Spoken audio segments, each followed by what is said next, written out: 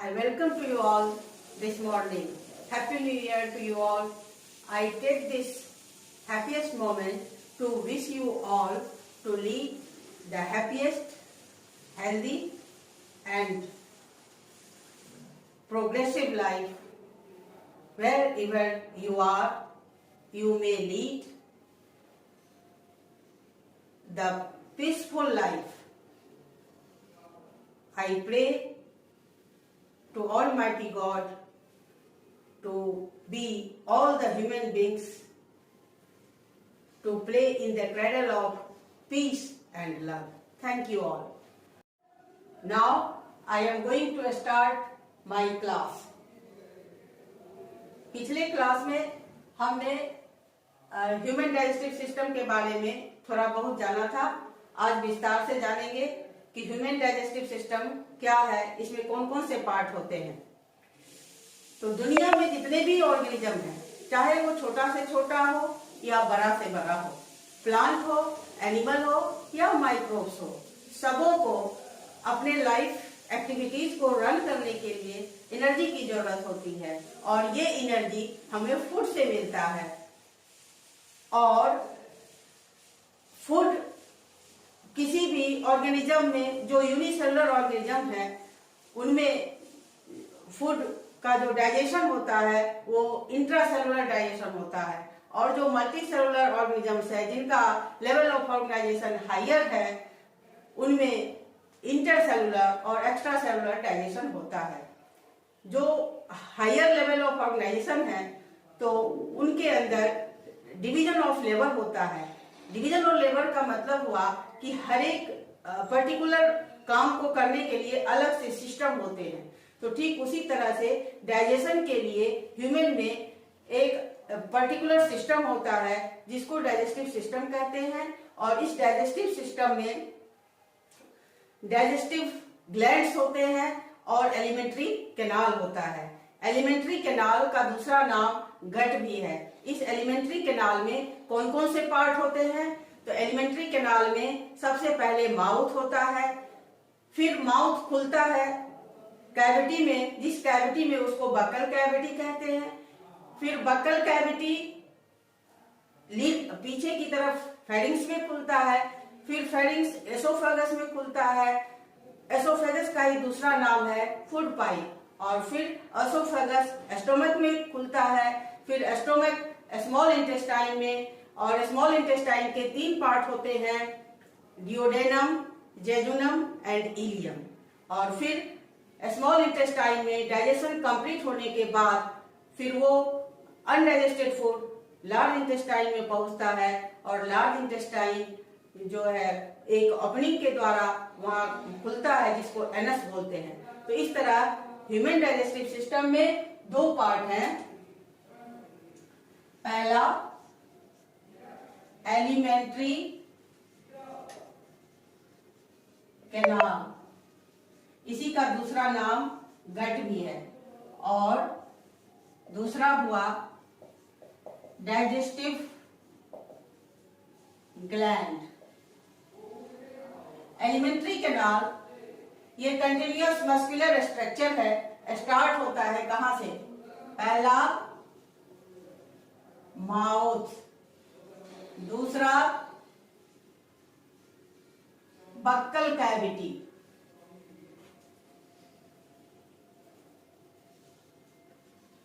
Buccal cavity, या इसे हम बकोफेरेंजियल कैविटी भी बोल सकते हैं, ओरल कैविटी भी बोल सकते हैं। तीसरा फेरिंग्स, चौथा ओसोफेगस, पांचवा स्टोमक, छठा स्मॉल इंटेस्टाइन। स्मॉल इंटेस्टाइन के 3 पार्ट, पहला डियोडेनम,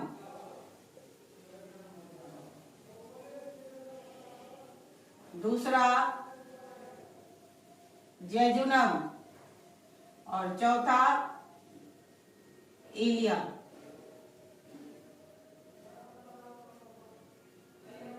स्मॉल इंटेस्टाइन के 3 पार्ट, डियोडेनम, जेजुनम और इलियम। नेक्स्ट पार्ट होता है लार्ज इंटेस्टाइन। लार्ज इंटेस्टाइन के भी 3 पार्ट है, सीकम, कोलन, रेक्टम, और लास्ट में एनस। इस तरह ह्यूमन डाइजेस्टिव सिस्टम जो है एक ऑर्गेनाइज्ड ग्रुप है इन सब पार्ट्स का, और इन सब पार्ट्स में फूड के अलग अलग पार्ट्स का डाइजेशन होता है, वो हम आगे पढ़ेंगे। और दूसरा है डाइजेस्टिव ग्लैंड। तो डाइजेस्टिव ग्लैंड क्या क्या आता है इसमें? लीवर, दूसरा पैनक्रियाज, और तीसरा गॉल ब्लैडर। ये सभी डाइजेस्टिव ग्लैंड है। ग्लैंड हम ऐसे स्ट्रक्चर को कहते हैं जिससे कुछ न कुछ सेक्रीशन होता हो। सेक्रेटरी सेल्स, ऑर्गन्स और structures are called as gland. और चूंकि ये ग्लैंड डाइजेस्टिव जूस का सेक्रीशन करते हैं, एंजाइम्स का सेक्रीशन करते हैं जो डाइजेशन में हेल्प करता है, इसलिए इसे हम डाइजेस्टिव ग्लैंड कहते हैं। तो पहले हम इसके बारे में पढ़ेंगे। हमारा फूड जो है, जो हम फूड खाते हैं, तो सबसे पहले हमारा आंख, हमारा नाक, हमारा टंग, ये सब आंख देख करके, नाक जो है सूंघ करके, और टंग जो है टेस्ट करके ये फूड को रजिस्टर्ड करता है। फूड का रजिस्ट्रेशन होता है कि ये हमारे खाने लायक है या नहीं। इसके बाद माउथ जो है उसको अलाउ करता है इनपुट के लिए। तो माउथ क्या है? माउथ एक, देखिए, ट्रांसवर्स, ये ट्रांसवर्स एपर्चर है, स्लिट है। किसके बीच? अपर एंड लोअर, दोनों लिप के बीच ये जो स्लिट लाइक स्ट्रक्चर है, दिस इज माउथ। और ये माउथ एक अंदर बक्कल कैविटी में खुलता है, उसी बक्कल कैविटी को हम ओरल कैविटी कहते हैं। तो माउथ का काम क्या है? To allow food for input. दूसरा बक्कल कैविटी। माउथ एक कैविटी में खुलता है जिसको बक्कल कैविटी कहते हैं, या ओरल कैविटी कहते हैं, या बक्कोफेरिंजियल कैविटी कहते हैं। ये बक्कल कैविटी में क्या क्या होता है? तो बक्कल कैविटी में टीथ होते हैं, टंग होता है, और जो इसका रूफ है, बक्कल कैविटी का रूफ, वो पैलेट कहलाता है। तो टीथ का क्या काम है? हमारे ह्यूमन के अंदर 4 तरह के टीथ होते हैं, 4 अलग अलग तरह के टीथ होते हैं, इसलिए इसे हम हेट्रोडोंट कहते हैं। हेट्रो मीन्स डिफरेंट, और डोंट मीन्स टीथ। तो heterodont means different types of teeth. Human में जो टीथ होता है उसका टाइप, उसका नेचर कैसा होता है? हेट्रोडोंट हुआ। दूसरा थेकोडोंट, इनके टीथ जो है बॉनी सॉकेट में अटैच्ड रहते हैं, तो बॉनी सॉकेट में होने की वजह से इन्हें थेकोडोंट कहा जाता है। फिर टीथ 2 बार आता है, एक बार बचपन में जिसे हम मिल्क टीथ कहते हैं, और दोबारा फिर वो मिल्क टीथ टूटने के बाद परमानेंट टीथ आता है। तो मिल्क टीथ को हम डेसिडुअस टीथ भी कहते हैं, और परमानेंट टीथ को हम एडल्ट टीथ भी कहते हैं। तो टीथ का एक फार्मूला होता है जिसे हम कहते हैं dental formula. Dental formula in adult. Adult में क्या होता है? 2 1 2 3 by 2 1 2 3, 2 1 3 2 5 8, और 8 8 कितना हुआ? 16 गुना 2 कितने हुए? 32। ये जो लिखा हुआ है ये एक ही जाव का है, तो राइट और लेफ्ट, ये इस तरह से राइट और लेफ्ट कितने हुए? 16। और 2 जाव होते हैं अपर एंड लोअर, तो इसको 2 से मल्टीप्लाई करेंगे तो कितने हुए? 32। एडल्ट में नंबर ऑफ टीथ 32 होता है। इस तरह ह्यूमन में टीथ के टाइप्स हेट्रोडोंट, थेकोडोंट, डाइफियोडोंट, और नेक्स्ट है एक्रोडोंट। तो जो हमारा जाव है, अपर जाव, लोअर जाव, तो जाव के टर्मिनल पॉइंट से टीथ अटैच होता है, इसलिए इसे हम एक्रोडोंट भी कहते हैं। तो इस तरह हमने बक्कल कैविटी में टीथ के बारे में जो जनरल कंसेप्ट होता है वो जान लिया।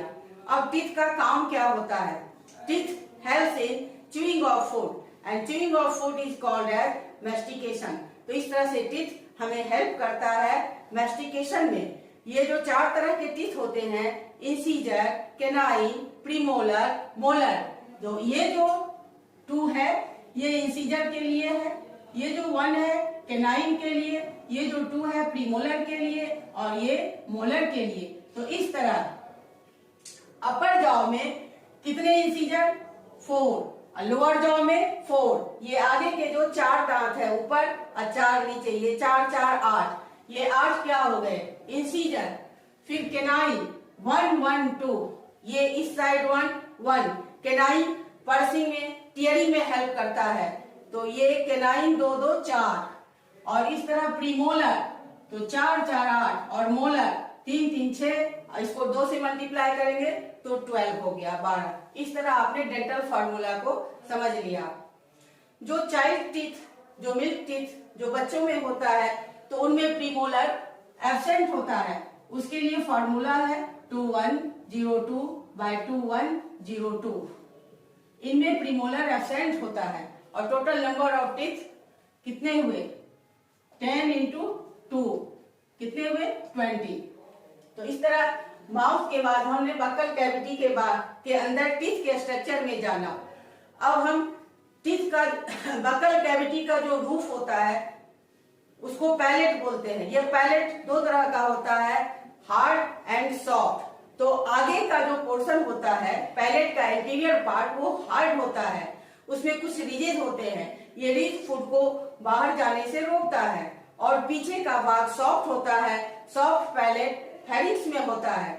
और ये फेरिंक्स के 2 भाग होते हैं, ओरोफेरिंक्स, जो फेरिंक्स जो एंटीरियर पार्ट होता है वो ओरोफेरिंक्स कहलाता है, और जो पिछला पोर्शन होता है उसको नेजल फेरिंक्स बोलते हैं, जिसमें एस्ट्रेकियन ट्यूब भी होता है जो मिडल ईयर का पार्ट है, और ये एयर के प्रेशर को मेंटेन करने में काम करता है।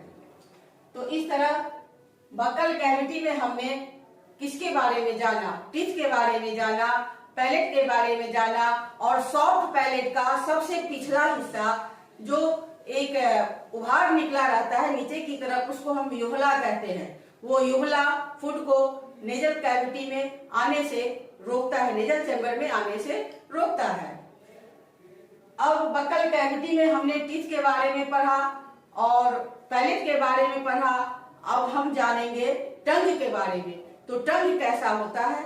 तो हम लोगों का टंग जो है एक मस्कुलर पार्ट है, जो एक लिविंग प्लेट का काम करता है। जिस तरह हम लोग भोजन खाते हैं तो उसके लिए हमें प्लेट चाहिए होता है, तो उसी तरह कोई भी तरह का फूड हम जो मुंह के अंदर डालते हैं तो टंग एक प्लेट का काम करता है। Tongue is a bio plate, living plate. और उस टंग में भी उभार होते हैं जिसे हम टेस्ट बड्स कहते हैं, पैपिली होते हैं, टेस्ट बड कहते हैं। 4 तरह के टेस्ट होते हैं, स्वीट, सावर, बीटर, साल्टी। ये सभी टेस्ट के लिए रिस्पॉन्सिबल होता है टेस्ट बड्स। तो इस तरह टंग हमें टेस्ट में हेल्प करता है और टीथ मैस्टिकेशन में हेल्प करता है। और जो अपर जाव होते हैं और जो लोअर जाव होते हैं, तो अपर जाव फिक्स्ड होता है और लोअर जाव मूवेबल होता है। तो इस तरह हमने बक्कल कैविटी के बारे में जो बेसिक कंसेप्ट है वो समझा। अब बक्कल कैविटी में 3 पेयर्स ऑफ सैलिवरी ग्लैंड होते हैं, 3 पेयर्स ऑफ सैलिवरी ग्लैंड्स। उन तीनों ग्लैंड के बारे में आप जानिए कि कहाँ कहाँ होता है। तो टंग के नीचे जो होता है उसको सबलिंगुअल कहते हैं, लोअर जॉ के नीचे होता है उसे सब मैंडिबल कहते हैं। और इस तरह से आपने इस सैलिवरी ग्लैंड्स के बारे में जाना। और ये सैलिवरी ग्लैंड सलाइवा का सिक्रीशन करते हैं। सलाइवा में क्या होता है? टाइलिन होता है, और टाइलिन का काम है कार्बोहाइड्रेट को डाइजेस्ट करना, इसलिए उसे हम सैलिवरी एमाइलेज कहते हैं। तो ptyalin is a salivary amylase and it helps in the digestion of polysaccharide और स्टार्च। तो इस तरह बक्कल कैविटी के बारे में समझे। तो बक्कल कैविटी में क्या होता है? बक्कल कैविटी में पॉलीसेकेराइड स्टार्च का डाइजेशन होता है और वो अल्कलाइन मीडियम में होता है, उसका पीएच वैल्यू 6.8 होता है। वहां फूड जो पॉलीसेकेराइड फॉर्म में है वो सलाइवा के द्वारा ब्रेक होकर के डाइसेकेराइड फॉर्म में आता है जो माल्टोज कहलाता है। माल्टोज और डेक्स्ट्रिन में टूटता है। इसके बाद फूड और इस तरह एक फूड जो है बॉल फॉर्म में, सॉलिड बॉल फॉर्म में आ जाता है, इसे हम बोलस कहते हैं। अब ये बोलस कहाँ पहुंचेगा? फेरिंक्स के पास पहुंचेगा और ये बक्कल कैविटी का जो पीछे की तरफ इंक होता है वो वहां दो एपर्चर होते हैं, एक को गलेट कहते हैं, दूसरे को ग्लॉटिस कहते हैं। तो ये जो फेरिंक्स है अब ये ग्लॉटिस के थ्रू नहीं, गलेट के थ्रू एसोफेगस में खुलेगा। ग्लॉटिस लैरिंक्स में खुलता है और जो एयर पाइप में जाता है। ग्लॉटिस के ऊपर एपिग्लॉटिस एक ढक्कन की तरह काम करता है जो कि जब हम सलोइंग करते हैं फूड को तो उसको एयर ट्यूब में जाने से रोकता है। तो इस तरह हमने बक्कल कैविटी के बारे में समझा। अब फेरिंक्स के थ्रू कहाँ पहुंचता है? एसोफेगस में। एसोफेगस में कोई डाइजेशन नहीं होता है। एसोफेगस एक ट्यूबुलर स्ट्रक्चर है, मस्कुलर स्ट्रक्चर है जो कहाँ खुलता है? स्टोमक में। और स्टोमक कैसा स्ट्रक्चर है? इस तरह से जे शेप्ड स्ट्रक्चर है। कैसा स्ट्रक्चर है? जे शेप्ड। ये पार्ट स्टोमक कहलाता है और ये पार्ट एसोफेगस कहलाता है। तो ये स्टोमक का ये पार्ट कार्डियक कहलाता है। ये बॉडी हुआ, ये फंडिक हुआ और ये पाइलोरस, ये जो कंस्ट्रिक्शन है। तो स्टोमक में 4 पार्ट होते हैं, कार्डियक, फंडिक, पाइलोरिक। तो जैसे ही फूड एसोफेगस से स्टोमक में पहुंचता है तो तुरंत स्टोमक में जो ग्लैंड्स होते हैं उसे हम गैस्ट्रिक ग्लैंड कहते हैं। और गैस्ट्रिक ग्लैंड में कौन कौन से ग्लैंड हैं? तो पहला ऑक्जेंटिक सेल है जो एचसीएल का सेक्रेशन करता है। म्यूकस सेल है जो म्यूकस या गॉबलेट सेल, ये म्यूकस का सेक्रेशन करता है। जैसे ही म्यूकस का सेक्रेशन होता है तो ये म्यूकस क्या काम करता है? म्यूकस एक स्टोमक के ऊपर लेयर बना लेता है और उस लेयर के बनाने से जो एचसीएल का सेक्रेशन होता है तो स्टोमक डाइजेस्ट होने से बच जाता है। तो सबसे पहले स्टोमक में म्यूकस का सेक्रेशन होता है, उसके बाद ऑक्जेंटिक सेल एचसीएल का सेक्रेशन करता है। और ये एचसीएल क्या करता है? ये एचसीएल काइम ये एचसीएल जो बोलस फॉर्म में जो सेमी डाइजेस्टेड फूड आता है स्टोमक में, उस बोलस में जो वो उसका अल्कलाइन फॉर्म है तो उसको न्यूट्रलाइज करता है और एसिडिक मीडियम प्रोवाइड करता है पेप्सिनोजन के लिए। क्योंकि पेप्सिनोजन इनएक्टिव फॉर्म है और ये पेप्टिक सेल के द्वारा, स्टोमक में पेप्टिक सेल के द्वारा पेप्सिनोजन का सिक्रीशन होता है। और जैसे ही एचसीएल का सिक्रीशन होता है तो एचसीएल के कंसर्न में आकर पेप्सिनोजन एक्टिव हो जाता है और पेप्सिन बन जाता है। और अब जो अभी तक सिर्फ कार्बोहाइड्रेट का डाइजेशन हुआ और प्रोटीन का डाइजेशन स्टोमक में स्टार्ट होता है। तो स्टोमक में प्रोटीन के ऊपर पेप्सिन एक्ट करता है और उसको डाइपेप्टाइड में तोड़ता है, पेप्टोन में तोड़ता है और अब ये काइम फॉर्म में आ जाता है। और एचसीएल क्या काम करता है? तो एसिडिटी प्रोवाइड करता है, पीएच वैल्यू 1.8 के लगभग होता है और पेप्सिन एसिडिक मीडियम में ही काम करता है। तो इस तरह स्टोमक में क्या क्या हुआ? स्टोमक में सबसे पहले म्यूकस का सिक्रीशन हुआ, दूसरा एचसीएल का सिक्रीशन हुआ। एचसीएल क्या काम करता है? एसिडिटी प्रोवाइड करता है प्लस न्यूट्रलाइजेशन में हेल्प करता है, तीसरा बैक्टीरिया को भी किल करता है। तो इस तरह और उसके बाद पेप्सिन एक्ट करता है। तो अब जो फूड का फॉर्म हुआ ये हो गया काइम।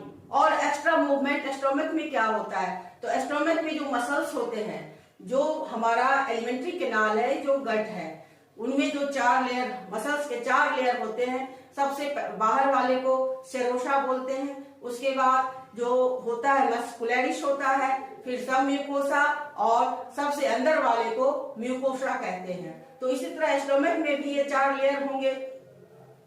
तो ये जो मसल्स हैं, जो इन मसल्स जो है, इसमें सर्कुलर मसल्स होते हैं और लॉन्गिट्यूडनल मसल्स होते हैं। ये मसल्स के कंट्रैक्शन और रिलैक्सेशन से, इसको हम चर्निंग ऑफ फूड कहते हैं, इस मूवमेंट से फूड के ब्रेक डाउन में हेल्प मिलता है। और यहाँ मैकेनिकल डाइजेशन भी होता है। तो इस तरह मैकेनिकल डाइजेशन बक्कल कैविटी में मैस्टिकेशन के द्वारा हुआ, दूसरा स्टोमक में चर्निंग के द्वारा हुआ। तो अब ये काइम कहाँ पहुंचेगा? अब ये काइम ये इस पाइलोरिक पार्ट में पहुंचता है, और ये सबसे पोस्टीरियर पार्ट हुआ। अब ये पाइलोरिक पार्ट ये लीड करता है, कहाँ आगे जाता है, कहाँ कंटिन्यू करता है, कहाँ? डिओडेनम में। ये सी शेप क्या है? डिओडेनम है। और जैसे ही डिओडेनम में फूड पहुंचता है, तो यहाँ पर जो लीवर है, लीवर डाइजेस्टिव ग्लैंड, ये लीवर में बाइल का फॉर्मेशन होता है। लीवर ही बाइल प्रोड्यूस करता है, इस और बाइल को प्रोड्यूस भी करता है और बाइल का सिक्रेशन भी करता है। और ये कॉमन बाइल डक्ट के थ्रू ये पेनक्रियाज में आता है। यहाँ दोनों लिम्ब के बीच यहाँ एक ग्लैंड होता है, लीफ लाइक स्ट्रक्चर, जिसको हम पेनक्रियाज कहते हैं। ये पेनक्रियाटिक डक्ट और ये कॉमन ये बाइल डक्ट, ये दोनों मिल करके कॉमन बाइल डक्ट बनाते हैं, और ये डिओडेनम में खुलते हैं। और डिओडेनम में जैसे ही काइम पहुंचता है, वैसे ही बाइल का सिक्रेशन होता है, और ये बाइल अल्कलाइन मीडियम प्रोवाइड करता है और इमल्सिफिकेशन ऑफ फैट में हेल्प करता है। इमल्सिफिकेशन ऑफ फैट का मतलब हुआ to break down larger molecules of fat into a smaller molecule. बड़े बड़े जो वसा के टुकड़े होते हैं, उनके छोटे छोटे टुकड़े में बाइल की मदद से तोड़ना, यही इमल्सिफिकेशन ऑफ फैट कहलाता है। तो जैसे ही डिओडेनम में आया, बाइल पहुंचा, और बाइल ने इसको अल्कलाइन मीडियम प्रोवाइड किया। पीएच वैल्यू लगभग 7.8 होता है, और यहाँ पर फैट का इमल्सिफिकेशन हुआ। उसके बाद पेनक्रियाज से पेनक्रियाटिक जूस का सिक्रेशन होता है। पेनक्रियाटिक जूस में ट्रिप्सिनोजन होता है। ट्रिप्सिनोजन इनएक्टिव फॉर्म में होता है, और ये जो अल्कलाइन मीडियम में एक्टिव होता है, और वो बनाता है ट्रिप्सिन। ट्रिप्सिन एक्ट करता है सेमी डाइजेस्टेड प्रोटीन पर, और पेनक्रियाटिक एमाइलेज एक्ट करता है सेमी डाइजेस्टेड कार्बोहाइड्रेट पर, और पेनक्रियाटिक लाइपेज वर्क करता है सेमी डाइजेस्टेड फैट पर। तो इस तरह पेनक्रियाटिक जूस के क्या सब कंपोनेंट हैं? तो पेनक्रियाटिक जूस में ट्रिप्सिनोजन, ट्रिप्सिन भी कह सकते हैं, पेनक्रियाटिक एमाइलेज और पेनक्रियाटिक लाइपेज। इस तरह पेनक्रियाटिक जूस और बाइल की मदद से जो कॉम्प्लेक्स फॉर्म ऑफ फूड थे, फूड में जो हमारा कंपोनेंट था कार्बोहाइड्रेट का, प्रोटीन का और फैट का, ये कंप्लीट रूप से यहाँ डाइजेस्ट हो जाते हैं। और इसके बाद ये पहुंचता है डेडुनम से, कहा ये इस तरह से जेजुनम में पहुंचता है, फिर इलियम में पहुंचता है, और इलियम में इस तरह से फिंगर लाइक प्रोसेसेस होते हैं, जिसे हम विलाई कहते हैं। और ये विलाई क्या काम करता है? सरफेस एरिया को बढ़ाता है ताकि मैक्सिमम एब्जॉर्प्शन हो सके, और यहाँ फूड का एब्जॉर्प्शन होता है। और इसके बाद जो अनडाइजेस्टेड फूड बचते हैं, वो जाकर सीकम में, सीकम क्या है? यहाँ आप देखिए लार्ज इंटेस्टाइन, स्मॉल इंटेस्टाइन के तीनों पार्ट को हमने समझ लिया। अब है लार्ज इंटेस्टाइन। तो इलियम से डायरेक्ट, इलियम जहाँ लार्ज इंटेस्टाइन के जिस पार्ट से मीट करता है, उसे ही हम सीकम कहते हैं। फिर सीकम से होते हुए कोलोन में पहुंचता है, और लास्ट में रेक्टम होकर के अनडाइजेस्टेड फूड बॉडी से बाहर हो जाते हैं। तो इस तरह हमने डाइजेस्टिव सिस्टम में एलिमेंट्री कैनाल में कौन कौन से स्ट्रक्चर होते हैं और कहाँ किस पार्ट का डाइजेशन होता है, ये समझ लिया। और इस ग्लैंड के बारे में भी हमने समझ लिया। लीवर क्या काम करता है? मेजर रोल है। लीवर को हम गॉड शिवा भी कहते हैं। लीवर का बहुत सारा रोल होता है। बाइल का सिक्रेशन के अलावा यहाँ आरबीसी का भी फॉर्मेशन होता है।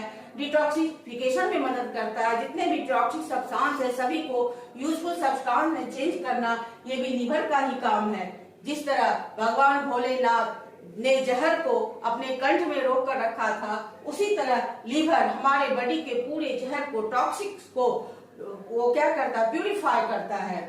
पेनक्रियाज पैंक्रियाटिक जूस का सिक्रीशन करता है। पेनक्रियाज एक एम्फीक्राइन ग्लैंड है, मिक्स ग्लैंड है। ये एक्सोक्राइन भी है और इंडोक्राइन भी है। एक्सोक्राइन इसलिए है कि एंजाइम का सिक्रीशन करता है और इंडोक्राइन इसलिए है कि ये हार्मोन का सिक्रीशन, आपने नाम सुना होगा, इंसुलिन एंड ग्लूकागॉन। इस तरह ये मिक्स ग्लैंड है। और गॉल ब्लैडर सेक्रेटरी ग्लैंड नहीं है। Gall bladder only stores bile, ये कोई भी चीज सेक्रेट नहीं करता है, सिर्फ स्टोर करता है। तो आज के क्लास में हमने ह्यूमन डाइजेस्टिव सिस्टम के का जो डिस्क्रिप्टिव पैटर्न है वो सीखा। अब हम इसका फिगर बनाते हैं। अब हम फिगर के द्वारा इसको समझते हैं।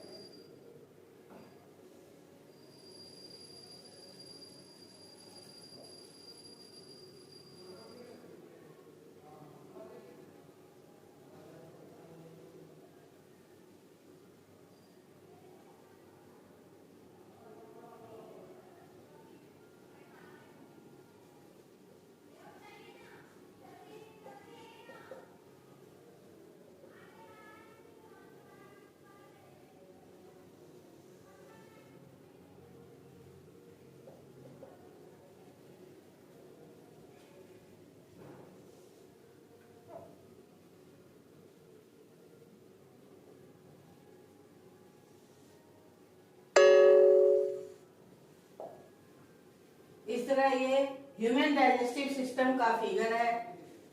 ये यहाँ माउथ और ये बक्कल कैविटी, ये यहाँ अपर जॉ, लोअर जॉ, यहाँ पर टंग हुआ, और ये फेरिंग्स, और ये एसोफेगस, और ये एस्टोमक। एस्टोमक जे शेप्ड है। एस्टोमक राइट साइड में होता है, ह्यूमन राइट साइड में डायफ्राम के नीचे होता है। और ये एसोफेगस और ये एस्टोमक। एस्टोमक जे शेप्ड है। और ये डिओडेनम जो स्मॉल इंटेस्टाइन का जो एंटीरियर मोस्ट पार्ट है, और ये जेजुनम, और ये इलियम, और ये इलियम यहाँ मिलता है लार्ज इंटेस्टाइन से।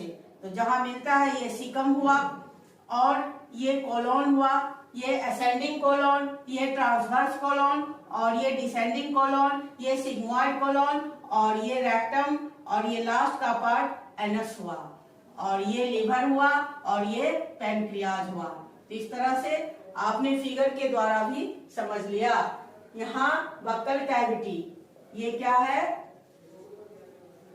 Buccal cavity. बक्कल कैविटी में क्या होता है? मैस्टिकेशन होता है और सलाइवा का एक्शन होता है स्टार्च पर। इसके बाद फूड बोलस फॉर्म में यही बनता है। फिर ये फेरिंग्स से होते हुए एसोफेगस में आता है। फेरिंग्स कॉमन पैसेज है for both food and air. फिर एसोफेगस में कोई भी डाइलेशन नहीं होता है। फिर ये स्टोमक में पहुंचता है। स्टोमक कैसा है? तो जे शेप्ड है। और ये वाला पार्ट क्या होता है? जो स्टोमक का जो पार्ट हार्ट के पास होता है उसे कार्डियक कहते हैं। ये बीच वाला पार्ट बड़ी कहलाता है, ये फंडिक हुआ। और ये कंस्ट्रिक्टेड पार्ट ये क्या हो गया? पाइलोरिक। ये कंस्ट्रिक्शन इसलिए होता है कि ये फूड को आगे मूवमेंट करने में हेल्प करता है। यहाँ भी फूड का जो है मैकेनिकल डाइजेशन होता है, चर्निंग होता है। और यहाँ कौन सा काम? ये क्या है? स्टोमक है। और यहाँ पर प्रोटीन का डाइजेशन होता है। और इन्फेंट्स में जो बच्चे दूध पीते हैं उस दूध में केसिन नाम का प्रोटीन होता है। तो इन्फेंट्स में रेनिन एंजाइम का सिक्रेशन होता है, रेनिन। और ये क्या करता है? तो ये कर्डिंग ऑफ मिल्क में हेल्प करता है। और ये जो लीफ लाइक स्ट्रक्चर है ये पैनक्रियाज है। जैसे ही ये फूड डिओडेनम में पहुंचता है तुरंत ये लिवर के थ्रू ये बाइल का सिक्रेशन होता है और इसके थ्रू पैनक्रियाटिक जूस। तो ये यहाँ पर पैनक्रियाटिक जूस और बाइल दोनों पहुंचते हैं। और दोनों पहुंचकर यहाँ अल्कलाइन मीडियम में जो फूड का कंप्लीट डाइजेशन होता है। फिर ये यहाँ कहाँ पर ये स्मॉल इंटेस्टाइन के द्वारा जो लास्ट हिस्सा इलियम का लास्ट हिस्सा लार्ज इंटेस्टाइन, ये है लार्ज इंटेस्टाइन। और ये इलियम का जो टर्मिनल एंड है लार्ज इंटेस्टाइन के जिस पॉइंट से मिलता है जहां उसी को हम सीकम कहते हैं। CAECUM, caecum. और ये सीकम आगे की तरफ एक वर्मीफोर अपेंडिक्स के रूप में बढ़ता है जिसे हम अपेंडिक्स कहते हैं। ये क्या है? अपेंडिक्स। और ये अपेंडिक्स हमारे में ह्यूमंस में वेस्टिजियल ऑर्गन है। वेस्टिजियल ऑर्गन उसको कहते हैं कि जो पहले कभी फंक्शनल था अभी नॉन फंक्शनल है, इनका कोई रोल नहीं है। और ये जो लार्ज इंटेस्टाइन है इसको 3 भाग में बांटा गया। ये चूंकि ऊपर की तरफ जा रहा है इसलिए इसे असेंडिंग कोलोन कहते हैं। ये ट्रांसवर्स है इसलिए इसे ट्रांसवर्स कोलोन कहते हैं। और ये डिसेंडिंग कोलोन, और ये एस फॉर्म में है तो सिग्मोइड कोलोन। और ये रेक्टम हुआ और ये एनस हुआ। इसी पॉइंट के थ्रू इजेशन होता है। तो इस तरह लेवलिंग में देखिए ये क्या है? ओसोफेगस और फूड पाइप। और ये स्टोमक, और ये डिओडेनम, DUODENUM। ये पूरा स्ट्रक्चर सी शेप, ये पूरा डिओडेनम कहलाया। और इस डिओडेनम जो सी शेप है इस दोनों के बीच जो लीफ लाइक स्ट्रक्चर है यही पैनक्रियाज हुआ। और ये डिओडेनम खुलता है जेजुनम में। Jejunum is the shortest part, सबसे छोटा हिस्सा होता है स्मॉल इंटेस्टाइन का जेजुनम। और उसके बाद ये इलियम में खुलता है। और इसी इलियम में फिंगर लाइक प्रोसेसेस होते हैं जिसे हम विलाई कहते हैं, विलाई। और इसी के बेस में जो स्पेस होते हैं इसे हम क्रिप्स ऑफ लेबरकुन कहते हैं। और इस तरह ये फूड यहाँ से डाइजेशन बक्कल कैविटी से स्टार्ट हुआ और स्टोमक में, फिर ये डिओडेनम में, और फिर जेजुनम और इलियम में फूड का डाइजेशन के साथ साथ यहाँ एब्जॉर्प्शन भी हुआ।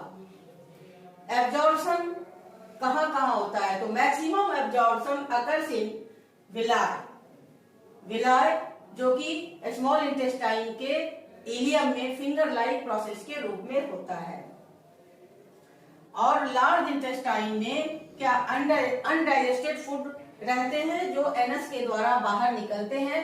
लार्ज इंटेस्टाइन में कोई भी डाइजेशन नहीं होता है, यहाँ सिर्फ वाटर और मिनरल्स का एब्जॉर्प्शन होता है और इसी में ई कोलाई बैक्टीरिया होता है जो विटामिन B12 के सिंथेसिस में हेल्प करता है। अब आप फिगर के द्वारा भी और एक्सप्लेनेशन के द्वारा भी ह्यूमन डाइजेस्टिव सिस्टम के जो बेसिक कंसेप्ट हैं उसके बारे में जान लीजिए और जान लिया। थैंक यू, धन्यवाद। अब हम ये समझ लेते हैं कि न्यूट्रिशन ह्यूमन में कितने स्टेप्स में कंप्लीट हुआ। तो nutrition is a process of getting nutrient. ये न्यूट्रिशन ह्यूमन में 5 स्टेप्स में कंप्लीट होता है। पहला इंजेशन, दूसरा डाइजेशन, तीसरा एब्जॉर्प्शन,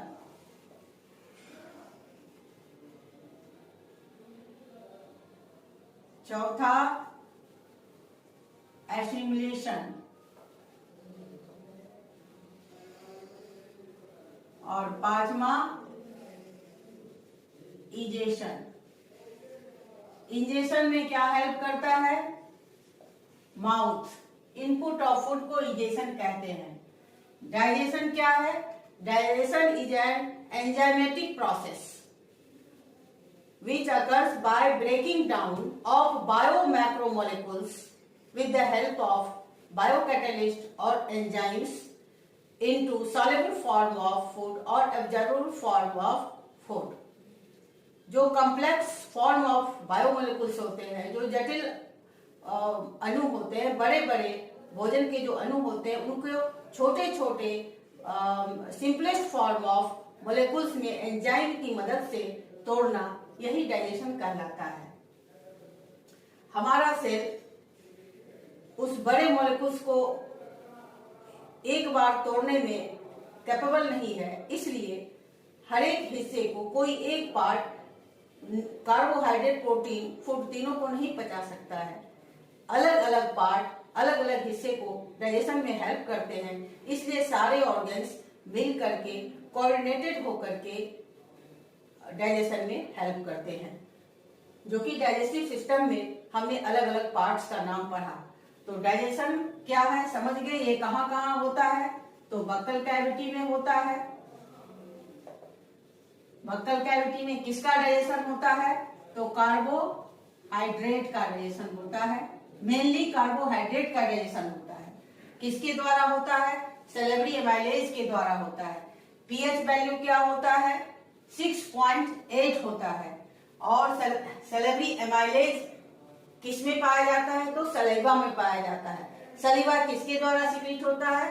सेलेब्री ग्लैंड के द्वारा सिक्रीट होता है। सेलेब्री ग्लैंड कहाँ मौजूद होता है? तो बक्कल कैविटी में। कितने होते हैं? 3 पेयर्स होते हैं। कौन कौन होते हैं? तो पैरोटिड ग्लैंड, सबलिंगुअल ग्लैंड, सब मैंडिबल्स ग्लैंड या सब मैक्सिलरी ग्लैंड। ये तीनों ग्लैंड सलाइवा का सिक्रीशन करते हैं।